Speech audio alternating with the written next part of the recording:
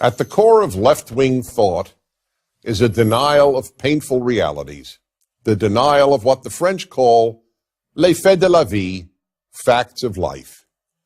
Conservatives, on the other hand, are all too aware of the painful realities of life and base many of their positions on them. One example of this left-right difference is the differing attitudes toward human nature and responsibility for evil. When liberals blame violent crime on poverty, one reason they do is that ever since the Enlightenment, the left has posited that human nature is good. So then, when people do bad things to other people, the left argues that some outside forces, usually poverty, and in the case of non-white criminals, racism, are responsible, not human nature. Why? Because people on the left find it too painful to look reality in the eye and acknowledge that human nature is deeply flawed. Another fact of life that the left finds too painful to acknowledge is the existence of profound differences between men and women. There is no other explanation for the denial of what has been obvious to every previous generation in history, that men and women are inherently different. This denial is certainly not the result of scientific inquiry. The more science learns about the male brain and the female brain, not to mention male and female hormones, the more it confirms important built-in differences between the sexes.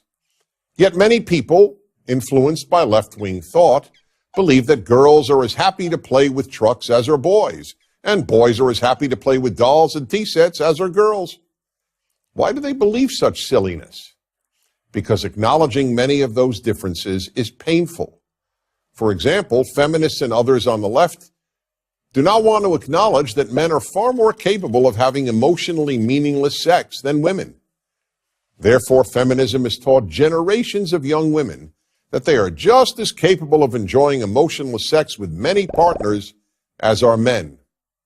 The fact is that the great majority of women are deeply dissatisfied with the hookup culture and yearn to bond with a man, even more than they yearn for professional success. But feminism came up with the famous and false phrase, "A woman without a man is like a fish without a bicycle," to counter the painful reality that most women feel incomplete without a man in their life, just as, I might add, most men feel incomplete without a woman. Ironically, however, most men have no trouble acknowledging this. This is what the notion of political incorrectness is all about. The very definition of politically incorrect is a truth that people on the left find too painful to acknowledge and therefore do not want expressed. To cite yet another example, why are many young black males in prison? The reason is too painful for the left to acknowledge, and therefore it is politically incorrect to say it. Young black males commit a disproportionate amount of violent crime. And why are there speech codes on virtually all college campuses? Because the left doesn't want to hear facts or opinions that cause them pain. That's why the left developed what it calls trigger warnings. A trigger warning, as defined by the Oxford Dictionary, is, quote, a statement at the start of a piece of writing, video, etc., alerting the reader or viewer to the fact that it contains potentially distressing material, unquote. That's why the left constantly speaks about being made uncomfortable and about feeling offended. Being made uncomfortable or feeling offended is, after all, painful. Take the left-wing bumper sticker idea, war is not the answer.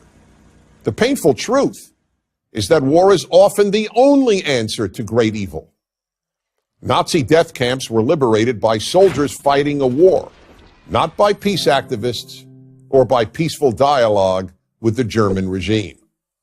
But having to acknowledge the moral necessity of war is too painful a truth for many on the left.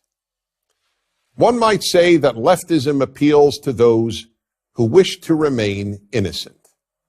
Growing up and facing the fact that life is messy, difficult, and painful is increasingly a conservative point of view.